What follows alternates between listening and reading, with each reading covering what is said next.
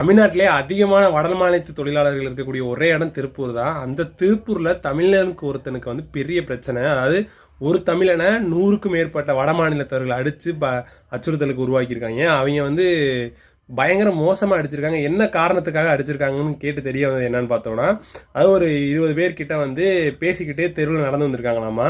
ஏன்டா கத்திக்கிட்டே நடந்து வரீங்க அப்படின்னு சொல்லி ஜெகதீஷ் அப்படிங்கிற ஒருத்தர் வந்து கேட்டிருக்காரு. அவங்க ஏதோ சம்பள பிரச்சனை அப்படின்னு சொல்ற மாதிரி சொல்லியிருக்காங்க.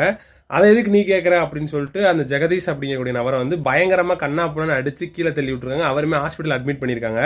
இதுவே தமிழனை வந்து ஒரு வடமாநிலத்தவர்கள் அடித்தா தமிழ்நாட்டில் ஒரு பையன் பேச மாட்டான், அதை பற்றி எவன் நியூஸ் போட மாட்டானுங்க. ஒரு வடமாநிலத்தவரை நான் அதை சரிப்படுத்தன்னு நினைக்கல. ஒரு வடமாநிலத்தவரை வந்து ட்ரெயினில் வெட்டினதுக்காக வந்து நம்ம எல்லாருமே வீடியோ போட்டோம், எல்லாருமே பேசணும், அந்த பிரச்சனையை வந்து பெருசாக்கணும், அவருக்கான நீதி வேணும்னு கேட்டோம். ஆனால் இப்போ வந்து ஒரு தமிழனை 100 வடமாநிலத்தை சேர்ந்து அடிச்சிருக்கானுங்க.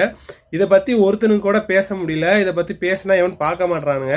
உண்மையிலே வந்து தமிழ்நாட்டோட நிலைமை வந்து ரொம்ப மோசமான நிலைமையில தான் போயிட்டு இருக்கு. இந்த வீடியோவை யாராவது திருப்பூர்ல இருந்து பார்த்தீங்கன்னா உங்களுக்கு தான் உண்மையிலேயே வந்து நீங்கள் எவ்வளோ கஷ்டப்படுறீங்க அப்படிங்கிறது தெரியும். நீங்கள் கமெண்ட் பாக்ஸில் போடுங்க. நீங்கள் போடுற கருத்துக்களை வச்சு நான் ஒரு ஃபுல் வீடியோ மேக் பண்ணி இதை பற்றின பிரச்சனைகளை பற்றி பேசுகிறோம், எல்லாத்தையும் பேச வைப்போம். ஸோ இதை பற்றின கருத்து நீங்கள் கமெண்ட் பாக்ஸில் லீவ் பண்ணிடுங்க. தேங்க்யூ ஃபார் வாட்சிங் திஸ் வீடியோ.